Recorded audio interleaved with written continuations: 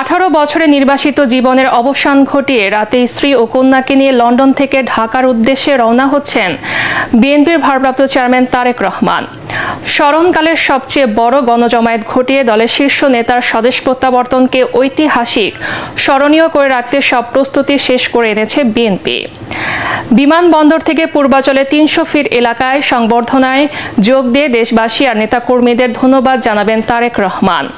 সেখান থেকে এভারকেয়ার হাসপাতালে চিকিৎসাধীন মাকে দেখতে যাবেন তিনি। তারেক রহমানের স্বদেশ প্রত্যাবর্তনের বিস্তারিত জানাচ্ছেন মইনুল আহসান।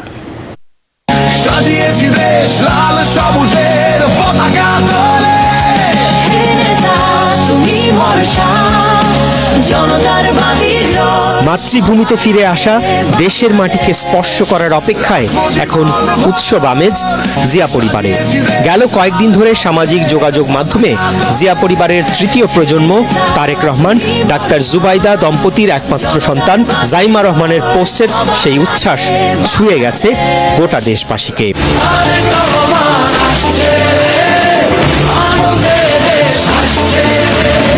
দীর্ঘ প্রায় 1.5 যুগ পর দলের ভারপ্রাপ্ত চেয়ারম্যান তারেক রহমানের দেশে ফেরাকে কেন্দ্র করে উৎসব আমেজ এখন গোটা দেশের বিএনপি নেতাকর্মীদের মাঝে।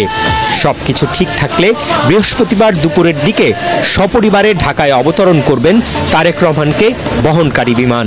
বিমানবন্দরের আনুষ্ঠানিকতা শেষে সেই সড়ক ধরেই কুড়িল বনানী ফ্লাইওভার দিয়ে 300 ফিট সড়কে সম্বর্ধনা অনুষ্ঠানে যোগ দেবেন বিএনপির ভারপ্রাপ্ত চেয়ারম্যান।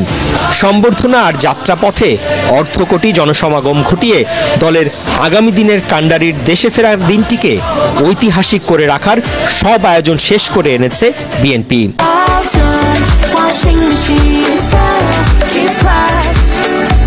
বাংলাদেশে ইতিপূর্বে এরকম জনমনে যে প্রত্যাশা, এই ঐতিহাসিক প্রত্যাবর্তন স্মরণীয় হয়ে থাকবে, যা অতীতের সমস্ত রেকর্ডকে ছাড়িয়ে যাবে এবং ভবিষ্যতেও হয়তোবা আগামী 55 বছরও সেই রেকর্ড হবে না, এটা আমাদের ধারণা। 300 ফিটের সম্বর্ধনা মঞ্চে জোট, সমমনা আর ফ্যাসিবাদ বিরোধী আন্দোলনের দীর্ঘদিনের সহযোদ্ধা দলের শীর্ষ নেতারা উপস্থিত থাকবেন। সেখানে উপস্থিত নেতাকর্মী জনতাকে ধন্যবাদ, কৃতজ্ঞতা জানাবেন বিএনপির ভারপ্রাপ্ত চেয়ারম্যান। দেশবাসীর অনেক প্রত্যাশা তার কাছে, আমরা তার এই প্রত্যাবর্তন এবং বাংলাদেশের গণতান্ত্রিক রাষ্ট্র বিনির্মাণের যে প্রচেষ্টা, সেটাকে আমরা কাজে লাগাতে চাই এদেশের শক্তিশালী গণতান্ত্রিক ব্যবস্থা বিনির্মাণে। সেখান থেকে অসুস্থ মা বেগম খালেদা জিয়াকে দেখতে এভারকেয়ার হাসপাতালে যাবেন তারেক রহমান। মায়ের শয্যা পাশে কিছু সময় কাটানোর পর গুলশানের বাসায় ফিরে যাবেন তিনি।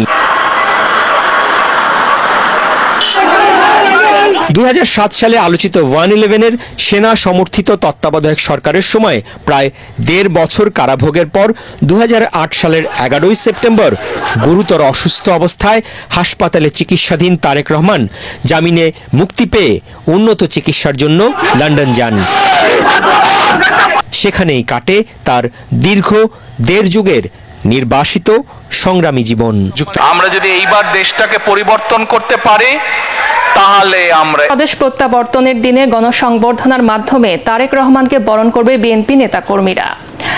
রাজধানীর বসুন্ধরা 300 ফিট এলাকায় দলের কাণ্ডারিকে বিরচিত সংবর্ধনার সব প্রস্তুতি সম্পন্ন করেছে দলটি। এরই মধ্যে সারা দেশ থেকে আসা নেতাকর্মীদের উপস্থিতিতে সংবর্ধনা স্থলে তৈরি হয়েছে উৎসবমুখর পরিবেশ। দলের নেতাকর্মীরা মনে করেন দেশের সংকটময় মুহূর্তে তারেক রহমানের আগমনে মানুষের মধ্যে আশার সঞ্চার হবে, দেশ ফিরবে সঠিক পথে। কামরুজ্জামান রাজীবের রিপোর্ট।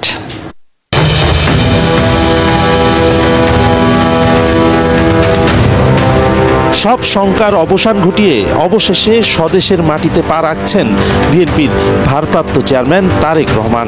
দীর্ঘ 17 বছর নির্বাসিত জীবনে থাকা প্রিয় নেতাকে বরণ করে নিতে তাই কোনো কমতি রাখতে চান না বিএনপি নেতাকর্মীরা। তার স্বদেশ প্রত্যাবর্তনকে স্মরণীয় করে রাখতে রাজধানীর 300 ফিটের 36 জুলাই অ্যাভিনিউতে আয়োজিত গণসংবর্ধনায় অংশ নিতে দেশের সব জেলা থেকে আসছেন নেতাকর্মীরা। রেকর্ড সংখ্যক মানুষের উপস্থিতিতে তারেক রহমানকে বরণ করতে চান তারা। আমি মৌলভীবাজার থেকে এসেছি আমার নেতাকে একটা পলক দেখার জন্য। আজকে দুদিন যাবত এখানে অবস্থান করতেছি। এখানে আসছি শুধু তারেক রহমানের ভালোবাসার জন্য। সে মাটি ও মানুষের নেতা। তার যদি আসে বাংলাদেশের মাটির মাঝে, তাহলে এটা দেশ সুন্দরভাবে চলবে, দেশ মুক্ত হইব ইনশাল্লাহ। নেতাকর্মীরা বলছেন বর্তমান রাজনৈতিক প্রেক্ষাপটে তারেক রহমানের দেশে ফেরা অত্যন্ত তাৎপর্যপূর্ণ। দেশের মানুষ পাবে সঠিক নেতৃত্ব। বাংলাদেশের ইতিহাসের এক নতুন সন্ধিক্ষণে আমরা মিলিত হচ্ছি।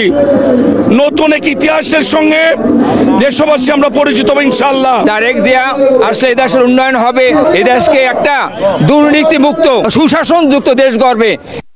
গণসংবর্ধনার সার্বিক প্রস্তুতির বিষয়ে অভ্যর্থনা কমিটির আহ্বায়ক সালাউদ্দিন আহমদ জানান, রাজধানীর সবগুলো প্রবেশমুখে থাকবে অভ্যর্থনা কেন্দ্র, থাকছে মেডিকেল ক্যাম্প। ইতিহাসের বৃহত্তম গণসমাবেশকে স্মরণীয় করে রাখতে নেতাকর্মীদের শৃঙ্খলা বজায় রাখার আহ্বান জানান তিনি।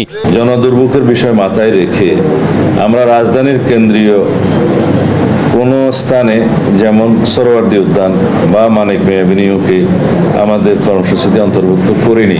আমাদের শত চেষ্টা সত্ত্বেও এই আয়োজনে যতটুকু জনদুর্ভোগ হবে সেই জন্য আমরা আন্তরিকভাবে জাতির কাছে, সকলের কাছে আগাম দুঃখ প্রকাশ করছি ও ক্ষমা প্রার্থনা করছি। আইন শৃঙ্খলা বাহিনীর সাথে সমন্বয় করে সাজানো হয়েছে পুরো গণসংবর্ধনার নিরাপত্তা ব্যবস্থা।